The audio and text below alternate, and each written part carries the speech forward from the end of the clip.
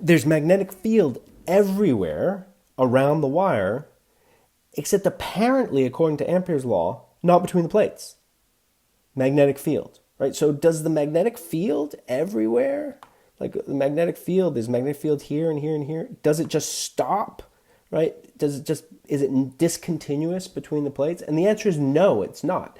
That while the current is increasing or decreasing, while there's current, effectively the capacitor, as far as the current is concerned, as far as the power supply is concerned, it's as if the current passes right through the capacitor plates. And so the capacitor, there's essentially, so let me just blow up the capacitor here and say that while there's current flowing,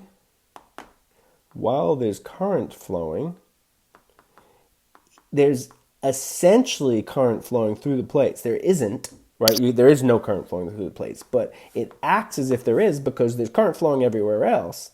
And if I put an Amperian loop, and there's a magnetic field here, and there's a magnetic field here, so there should be a magnetic field here. So what Maxwell recognized is that there's this, we'll call this imaginary current. He actually called it the displacement current.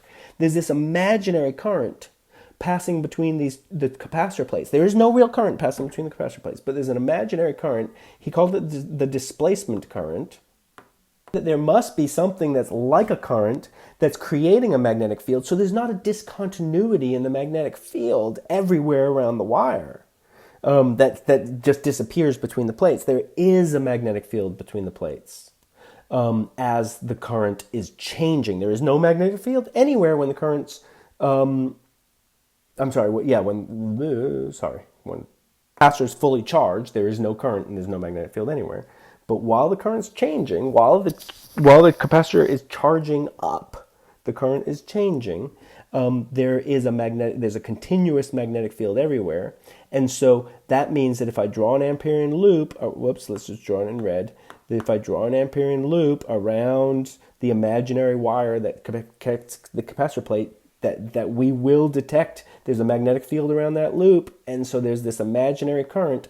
And what Maxwell was able to show is that this imaginary current is equal to, I'm going to write it, is equal to epsilon zero times the time rate of change of the electric flux. Now, how did he come up with that? Well, first of all, I don't know how he came up with that.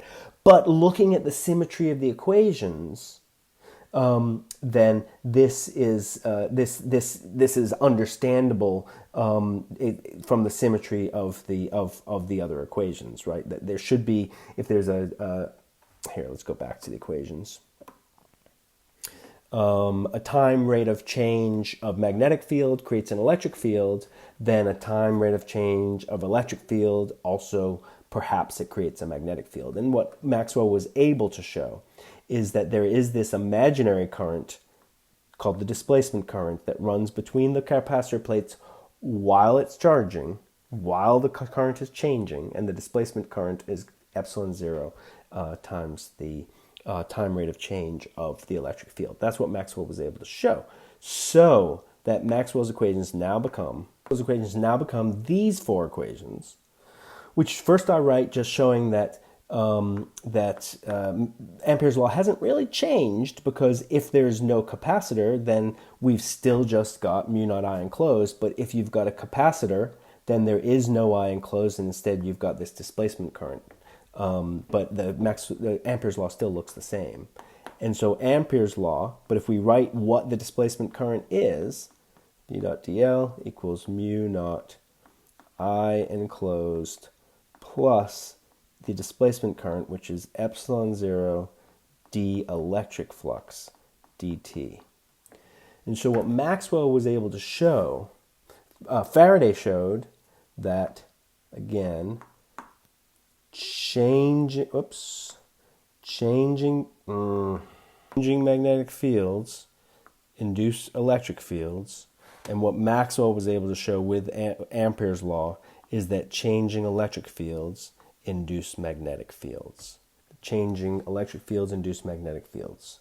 So now, this is super interesting, because this says that if a magnetic field is changing, it's going to induce an electric field.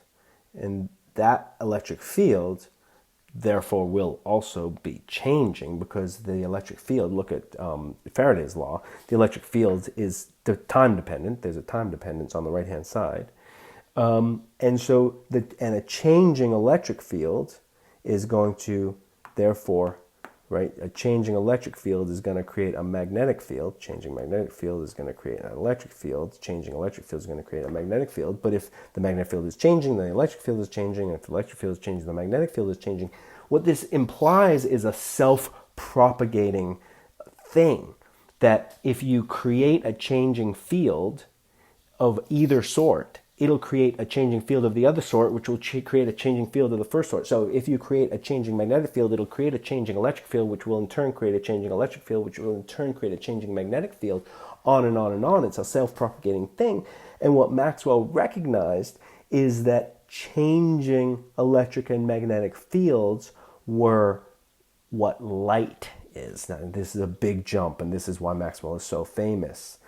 And often you'll see these four equations on a t-shirt or a coffee cup and say, "Let there be light." Maxwell recognized is that this self-propagating electric and magnetic field, changing electric field, induced changing magnetic field, that this is what light is. Light is a self-propagating changing electric and magnetic field. So how do we create light? How do you create light? Well, we create light by, for instance, by using various effects, electronic effects that we know. But we create light by moving, accelerating charged particles. If you accelerate charged particles, then what you do is you create a changing electric and magnetic field that therefore propagates outwards, and that is what light is.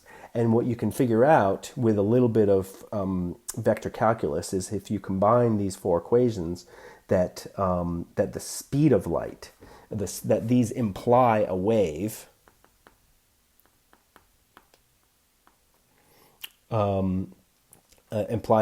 of E and B, speed of 1 over mu naught times E naught. Those two constants, right? The permeability and permittivity, which just seemed innocuous, actually have something to do with the speed of light. So these four equations combined together using some vector calculus, you can combine them together. They imply something that waves. So there's a thing called a wave equation. We'll discover that in the next semester of physics, because I'm sure you're all going to take that. And it's a wave of electric and magnetic field, and the wave has a speed of 1 over mu naught E naught. Plug it into your calculator. Guess what square root of 1 over mu naught E naught is? It's 3 times 10 to the 8th meters per second, the speed of light.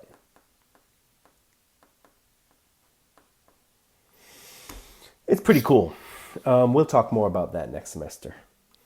Thank you for listening. See ya.